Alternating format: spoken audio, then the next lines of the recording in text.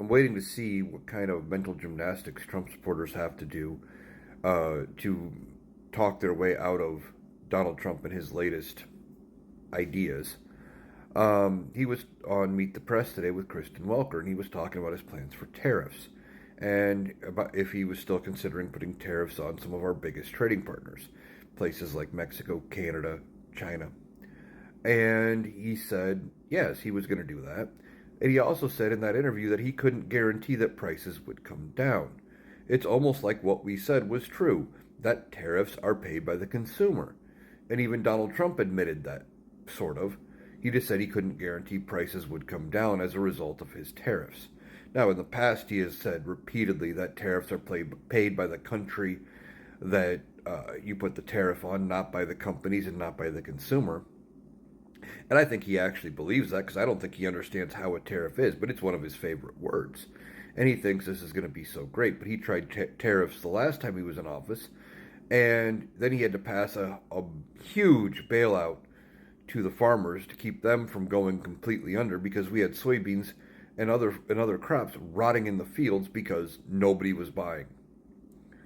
Um, and it decimated our economy. It hurt. We know that. Economists are saying this is going to hurt. Economists are saying that it's going to be bad for the U.S. economy.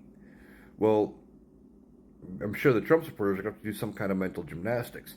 But then I'm also seeing some videos by Trump supporters where they're talking about their Thanksgiving dinners, their Christmas gifts, about how much cheaper it's going to be next year. Well, they don't understand how inflation works because prices go up every year. Inflation is uh, just the cost increase year over year. Now, inflation's getting down to a manageable point about where they want it.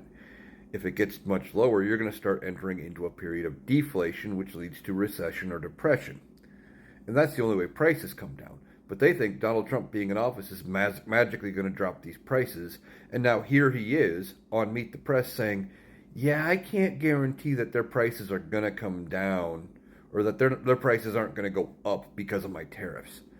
So they voted for cheaper prices, and yet the guy they voted for is now saying, yeah, my policies may not make your prices cheaper. Wonder what kind of mental gymnastics they're going to have to do to justify it. It's almost like we knew what we were talking about. And Kamala Harris, who was running on a campaign that included anti price gouging, trying to make it so these companies can't make, record profits while charging record prices and just constantly raising prices well above and beyond the cost their costs increase. Um, they were screaming about her being a socialist and a communist and everything under the sun.